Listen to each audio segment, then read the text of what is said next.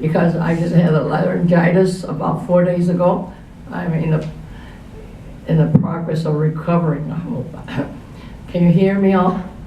Yeah. Okay.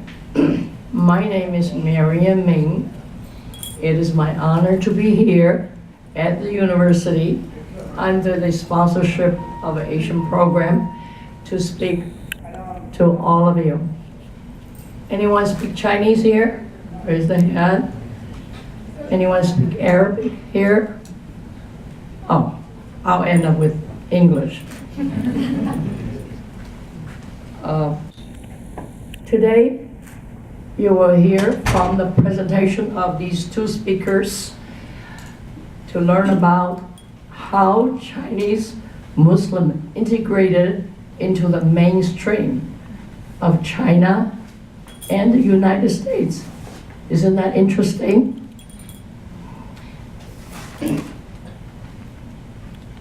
My aunt, she's related to me, Alia Lingtong, she's my aunt. I attended her 90th birthday in Arizona. And I look at her, I listen to her, hey, this lady is as young as 50 or 60 years old. Hey, I'm going to get her to University of Indiana to speak. That's why she's here.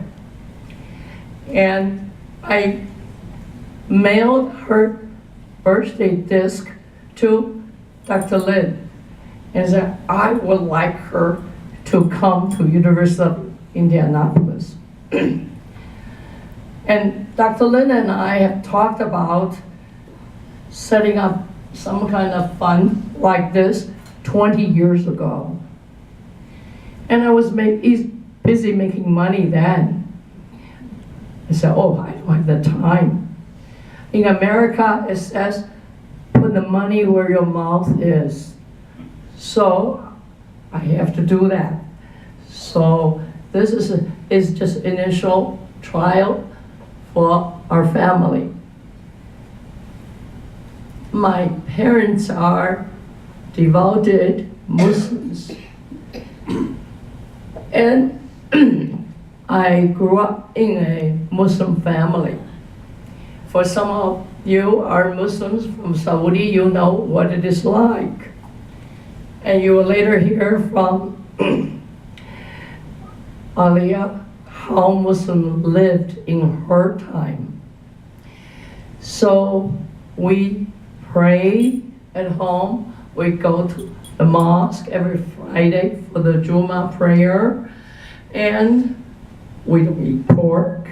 And we watch out. We don't ever eat outside in the restaurant. We always eat at home. And we go to the mosque to learn Arabic. Pardon, my Arabic is very bad. So we also go to Mecca for the pilgrim. We also learn to donate 10% of your income to the poor and the needy. These are the things we all do. Now, my parents has passed away 20 years ago. But they left us a treasure of their life story, how they lived as Muslims in China. And this is my parents. They got married in China. At that time, dating is not allowed, particularly for Muslims. But my father was not a Muslim. So he dated my mother 7 years. Finally, my grandfather said yes.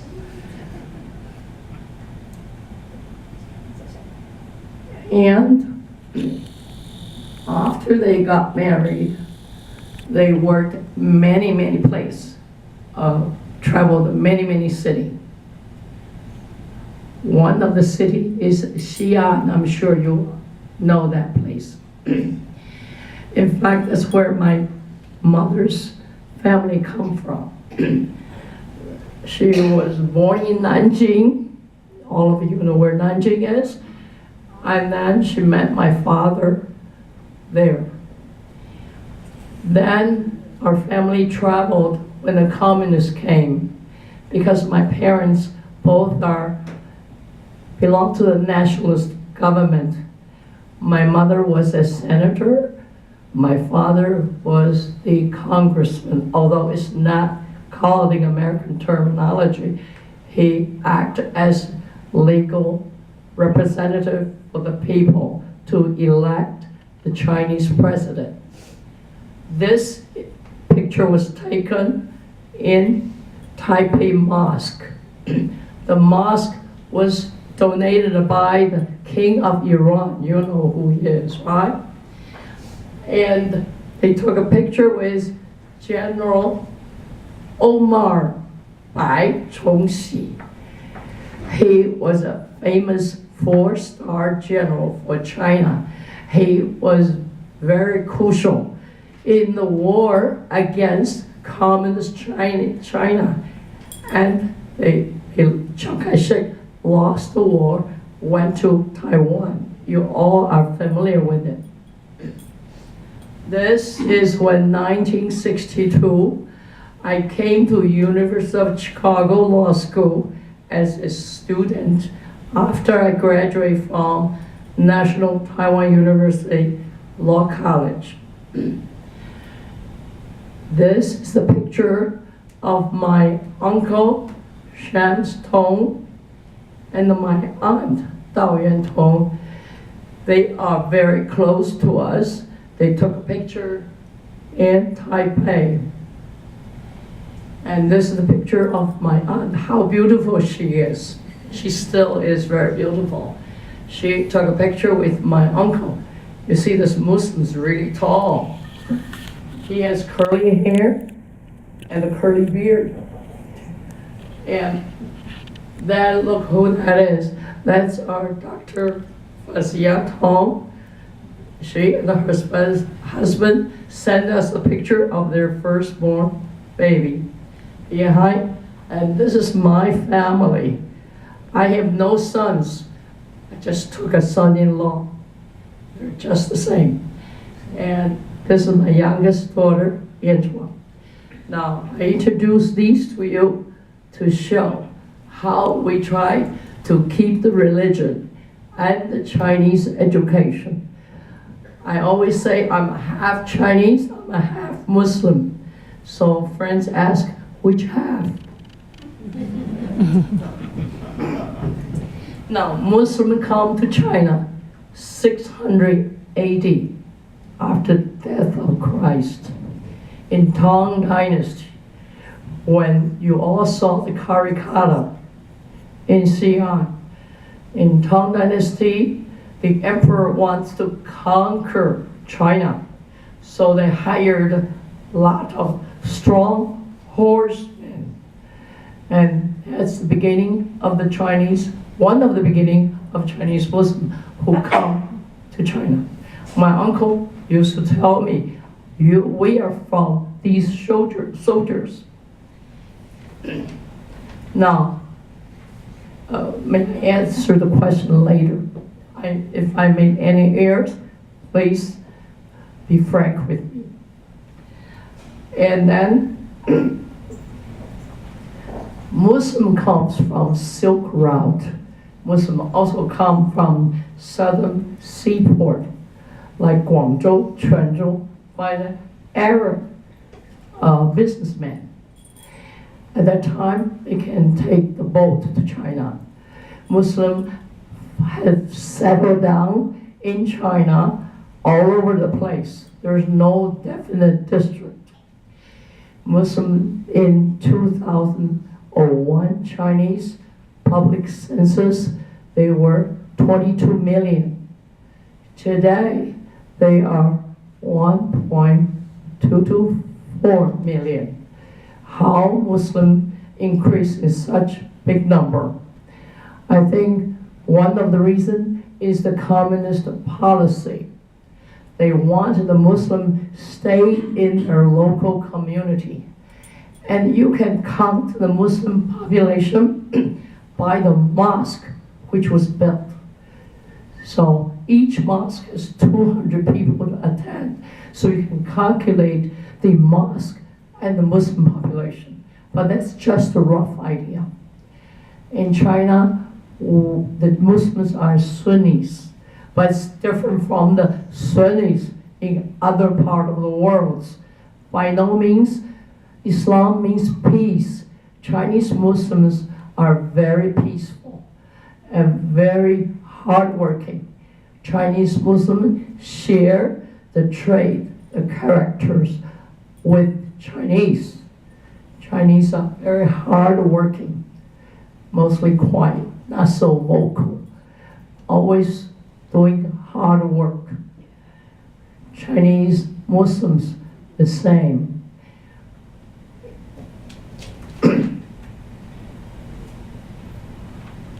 Now, I explained to you how I was born in Chinese family.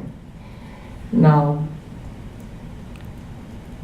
since my mother passed away in 1994, that she has donated all her savings to the mosques, 3 mosques in Taipei, that's the one you saw, Taichung, that's in mid-Taiwan, and the Kaohsiung in the southern part of Taiwan. She also donated to 10 mosques in China. So it took me 10 years to finish the donation and look around all these mosques. So I want to fulfill her wishes. She also taught me that we should 传教. How do you say that in English? Spread around the Islam. So education is one of the way. Now, is the time up yet? When we come to United States, we try to find the mainstream. Nowadays, you see the terrorists after 9/11, and you also see the fighting, the act in Paris, all the war, all the fighting is for what? I don't understand it. I don't understand why the East and the West, the Muslims and the Christians and the Jews, they don't understand each other. I think the best way to have integration is must go through education, understanding, and have an open view to each other.